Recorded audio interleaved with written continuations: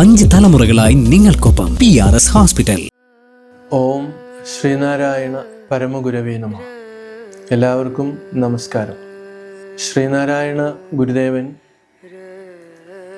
1888 അരുവിപ്പുറത്തെ ചരിത്ര പ്രസിദ്ധമായ ശിവപ്രതിഷ്ഠ നടത്തുന്നത്.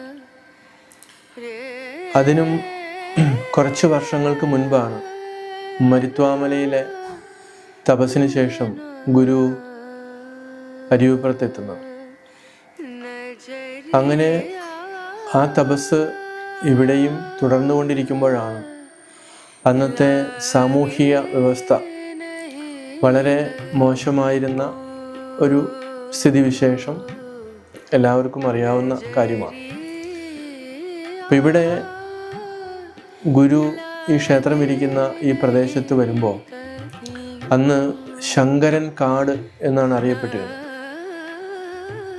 അന്ന് അത്രയും കാട് ആയിരിക്കുമ്പോൾ തന്നെ വർഷത്തിലൊരിക്കൽ കർക്കിടക വാവിന് ബലി ഇടുന്നതിന് വേണ്ടി ആളുകൾ ഇവിടെ സംഘടിക്കുമായിരുന്നു.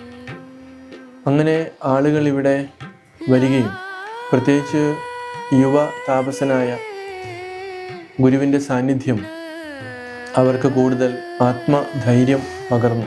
അങ്ങനെ ഇരിക്കുമ്പോഴാണ് ഗുരു ശിവരാത്രി നാളിൽ ശിവപ്രതിഷ്ഠ നടത്താനായിട്ട് തീരുമാനിക്കുന്നത്. ഇപ്പോൾ ക്ഷേത്രമില്ല, ഒരു ചെറിയ പന്തൽ കെട്ടി അതിനകത്താണ് ശിവനെ പ്രതിഷ്ഠിക്കുവാനായിട്ട് ഗുരു നിശ്ചയിച്ചത്. വിഗ്രഹവും അതിനെക്കുറിച്ചൊന്നും ഗുരു ആരോടും ഒന്നും പറഞ്ഞിട്ടില്ലായിരുന്നു. ആളുകൾക്കും അത് ചോദിക്കുവാനോ ഒന്നും ഉള്ള ഒരു ധൈര്യമോ ഒന്നുമില്ലായിരുന്നു. പാതിരാത്രി കഴിഞ്ഞപ്പോഴാണ് ഗുരു നെയ്യാറിലെ ശങ്കരൻകുഴിയിൽ മുങ്ങി എത്രയോ സമയം മണിക്കൂറുകൾ എടുത്തെന്നാണ് പറയുന്നത്. അങ്ങനെ മുങ്ങി ഒരു മനോഹരമായ ലക്ഷണമൊത്ത ഒരു ശിവലിംഗവും കൊണ്ടാണ് ഗുരു പൊങ്ങി വരുന്നത്. ആ ശിവലിംഗം ഗുരു വളരെ അധികം സമയം ധ്യാനനിരതനായി ഇരുന്ന് ആണ് അവിടെ പ്രതിഷ്ഠിക്കുന്നത്. ആ പ്രതിഷ്ഠ അഷ്ടബന്ധമില്ലാത്ത പ്രതിഷ്ഠയാണ്. അവിടെ ശിവലയും ഈ ശിവലിംഗവും തമ്മിൽ, പീഠവും ശിവലിംഗവും തമ്മിൽ ഉരുകി ചേർന്നിരിക്കുന്നതാണ്. 137 വർഷമായിട്ട് അതിന് പുനഃപ്രതിഷ്ഠ വേണ്ടി വന്നിട്ടില്ല എന്നുള്ളത് നമ്മെ വീണ്ടും അത്ഭുതപ്പെടുത്തുന്ന ഒന്നാണ്. ഇപ്പം ലോകത്ത് തന്നെ ഇത്രയും ലക്ഷണമൊത്ത ശിവലിംഗങ്ങൾ വളരെ അപൂർവമാണ്. അതിലൊന്നാണ് ഇത്. പിന്നീട് അതിന് ശ്രീകോവിൽ ഗുരു തന്നെ പണിയുകയും മറ്റ് കാര്യങ്ങളൊക്കെ ചെയ്യുകയും ചെയ്തു. ക്ഷേത്രത്തിന് ശേഷമാണ് വിദ്യാലയം ഗുരു സ്ഥാപിക്കുന്നത്. ക്ഷേത്രത്തിൻ്റെ വടക്കേ സൈഡിലുള്ള കെട്ടിടം അന്ന് സംസ്കൃത സ്കൂള് തുടങ്ങാൻ വേണ്ടി ഗുരു കെട്ടിച്ചതാണ്. അവിടുത്തെ ആദ്യത്തെ അധ്യാപകരായിരുന്നു മഹാകവി കുമാരനാശാനും ശിവലിംഗദാസ സ്വാമികൾ. ഗുരുവിൻ്റെ സന്യസ്ത ശിഷ്യനും അതേപോലെ തന്നെ ഗൃഹസ്ഥ ശിഷ്യനും.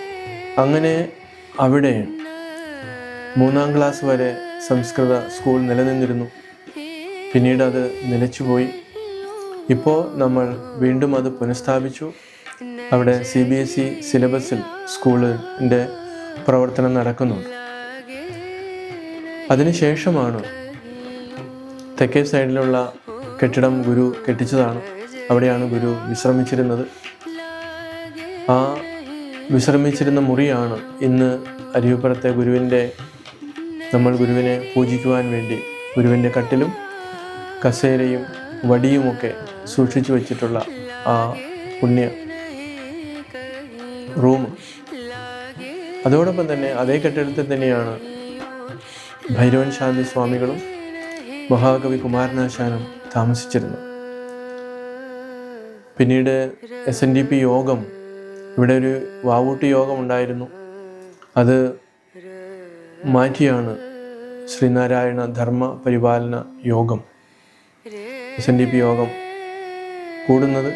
അത് ഗുരുവിൻ്റെ അധ്യക്ഷതയിൽ ഇവിടെ ക്ഷേത്രത്തിൻ്റെ മുറ്റത്തുള്ള ആ പ്ലാവിൻ്റെ ചുവട്ടിൽ വെച്ചിട്ടാണ് കൂടുന്നത്. ഇങ്ങനെ വളരെ അധികം ചരിത്ര പ്രാധാന്യമുള്ള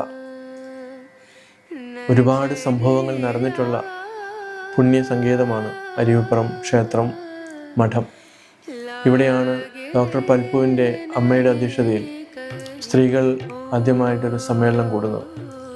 അതുപോലെ കൈത്തൊഴിലുകൾ ഗുരു ഇവിടെ ഏർപ്പാട് ചെയ്തിരുന്നു.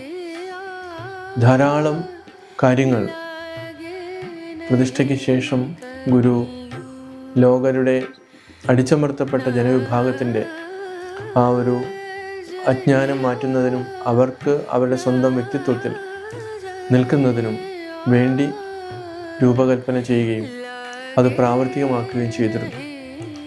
അന്ധവിശ്വാസങ്ങൾക്കും അനാചാരങ്ങൾക്കുമെതിരെ അതിശക്തമായി ഗുരു അങ്ങനെ തൻ്റെ പോരാട്ടം തുടരുകയായിരുന്നു. പിന്നീടാണ് ബാക്കിയുള്ള ക്ഷേത്രങ്ങളും അതുപോലെ തന്നെ ശിവഗിരി മഠവുമൊക്കെ സ്ഥാപിക്കുന്നത്. അങ്ങനെ അരുവിപ്പുറം മഠവുമായി ബന്ധപ്പെട്ട് ധാരാളം ജനങ്ങൾക്ക് അറിഞ്ഞുകൂടാത്ത കാര്യങ്ങളുണ്ട്. ഇവിടെ നിന്ന് തൊട്ടടുത്താണ് കൊടിതൂക്കി മല. ആ മലയിൽ ഗുരു തപസ് ചെയ്തിരുന്നു. അരുവിയുടെ തീരത്തുള്ള ഗുഹയിലും കൊടിതൂക്കി മലയിലും മാറി മാറി ഗുരു തപസ് തുടർന്നിരുന്നു. കൊടിതൂക്കി മലയിൽ ഗുരു അങ്ങനെ ഇരിക്കുമ്പോഴാണ് ബാലമുരുകൻ ആയിട്ട് ഗുരു സംവദിക്കുന്നത്. അങ്ങനെ ആ ബാലമുരുകനുമായി സംവദിക്കുന്നത് കണ്ടത് ഗുരുവിൻ്റെ പ്രഥമ ശിഷ്യനായിട്ടുള്ള അരുവിപ്പുറം മഠത്തിലെ ക്ഷേത്രത്തിലെ പ്രഥമ പൂജാരിയും കൂടിയായിട്ടുള്ള ഭൈരവൻ ശാന്തി സ്വാമികളായിരുന്നു. അദ്ദേഹം ഈ ദർശനത്തിന് ശേഷം ഗുരു അദ്ദേഹത്തെ അനുഗ്രഹിച്ചു, ദീർഘായുസ്സായിരിക്കട്ടെ. അങ്ങനെ ഭൈരവൻ ശാന്തി സ്വാമികൾ 120 വയസ്സ് വരെ ജീവിച്ചിരുന്നു എന്നുള്ളതാണ് സത്യം. ഭൈരവൻ ശാന്തി സ്വാമികൾക്ക് ഇവിടെ ഒരു സമാധി മന്ദിരം നമ്മൾ പണി കഴിപ്പിച്ചിട്ടുണ്ട്. അങ്ങനെ കൊടിതൂക്കി മലയിൽ ആ പീഠവും നമുക്കിപ്പോൾ കാണാം. അതിൻ്റെ തൊട്ടടുത്ത് തന്നെയാണ് നമ്മളിപ്പോൾ ആ മുരുകൻ്റെ സ്മരണാർത്ഥം ഒരു കോവിൽ ക്ഷേത്രം നമ്മൾ പണിതിട്ടുണ്ട്. കൂടാതെ ഗുരുവിൻ്റെ ക്ഷേത്രമുണ്ട്. തൊട്ട് കുറച്ച് താഴേക്ക് ഇറങ്ങി കഴിഞ്ഞാൽ ഗുരുവിൻ്റെ ഗുരു തപസ് ചെയ്ത ഗുഹ നമുക്ക് കാണാം.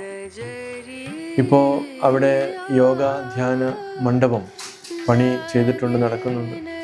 ഇതെല്ലാം ഭക്തജനങ്ങളുടെ ആവശ്യത്തിന് വേണ്ടി അവർക്ക് ഉപയോഗിക്കാൻ വേണ്ടിയിട്ടാണ് ഇതൊക്കെ ചെയ്തിട്ടുള്ളത്. തീർച്ചയായിട്ടും തപസ്സും അതുപോലെ തന്നെ സാധനയും അനുഷ്ഠാനവും ഒക്കെ നമുക്കുണ്ടെങ്കിൽ മാത്രമേ ശ്രീനാരായണ ഗുരുദേവൻ രചിച്ച 64ഓളം കൃതികൾ സംസ്കൃതത്തിലും മലയാളത്തിലും തമിഴിലുമായി അങ്ങനെ പരന്നു കിടക്കുകയാണ്. അത് നമുക്ക് സ്വായത്തമാക്കുവാൻ ഏറ്റവും ലളിതമെന്ന് തോന്നുന്ന ദൈവദശകം ഉൾപ്പെടെ നമുക്ക് മനസ്സിലാക്കണമെങ്കിൽ മനസ്സിൻ്റെ ശുദ്ധീകരണം ആവശ്യമാണ്. ആ ശുദ്ധീകരണം ജപത്തിലൂടെയും ധ്യാനത്തിലൂടെയും നമ്മൾക്ക് കരസ്ഥമാക്കാൻ സാധിച്ചാൽ മാത്രമേ ഈ കൃതികളുടെ ആന്തരികമായിട്ടുള്ള അർത്ഥതലങ്ങളിലേക്ക് നമുക്ക് എത്തിപ്പെടാൻ പറ്റൂ. തീർച്ചയായിട്ടും അരുവിപ്പുറം സന്ദർശിക്കുന്ന ചരിത്രാന്വേഷികളും സത്യാന്വേഷികളും ഭക്തന്മാരുമായിട്ടുള്ളവർക്കൊക്കെ ധാരാളം ഇവിടെ നിന്ന് അവർക്ക് കൊണ്ടുപോകുവാനുണ്ട്. അവരുടെ ഹൃദയത്തിൽ സ്വീകരിക്കുവാനും സ്വാംശീകരിക്കുവാനുമുണ്ട്.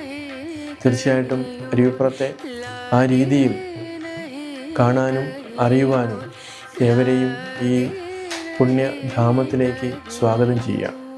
നമസ്കാരം.